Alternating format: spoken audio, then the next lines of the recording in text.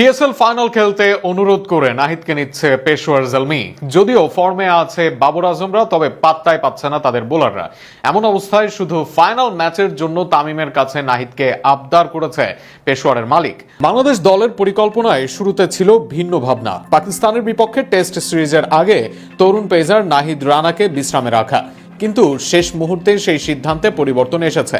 পেশোয়ার জালমির পক্ষ থেকে বিশেষ অনুরোধ আসার পর বিষয়টি নতুন করে বিবেচনায় নেয় সংশ্লিষ্টরা, আর তাতেই খুলে যায় ফাইনাল খেলার দরজা। জালমির চেয়ারম্যান জাভেদ আফ্রিদি সামাজিক যোগাযোগ মাধ্যমে কৃতজ্ঞতা প্রকাশ করে জানান, ফাইনালে নাহিদকে পাওয়া তাদের জন্য বড় স্বস্তির। একই সঙ্গে তিনি ধন্যবাদ জানান তামিম ইকবালকে, যিনি বোর্ডের সঙ্গে সমন্বয়ে এই সিদ্ধান্তে গুরুত্বপূর্ণ ভূমিকা রেখেছেন বলে ধারণা করা হচ্ছে।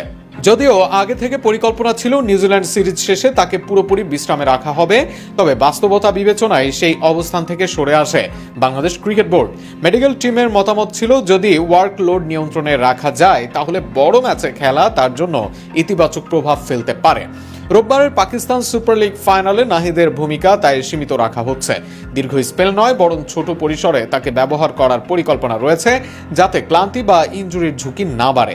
ম্যাচ শেষে দ্রুত দেশে ফেরার ব্যবস্থাও রাখা হয়েছে, ফলে জাতীয় দলের প্রস্তুতিতে খুব বেশি ব্যাঘাত ঘটবে না। চলতি আসরে নাহিদের পারফরমেন্সও এই সিদ্ধান্তে ভূমিকা রেখেছে।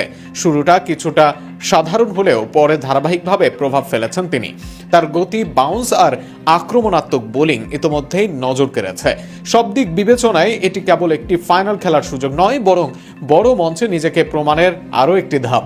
টেস্ট সিরিজের আগে এমন অভিজ্ঞতা নাহিদের আত্মবিশ্বাস বাড়াবে বলে মনে করছেন সংশ্লিষ্টরা। এর আগে দুর্দান্ত ইকোনমিতে 7 উইকেট শিকার করে এসেছেন তিনি। এবার ফাইনালে ঝলক দেখানোর পালা তার।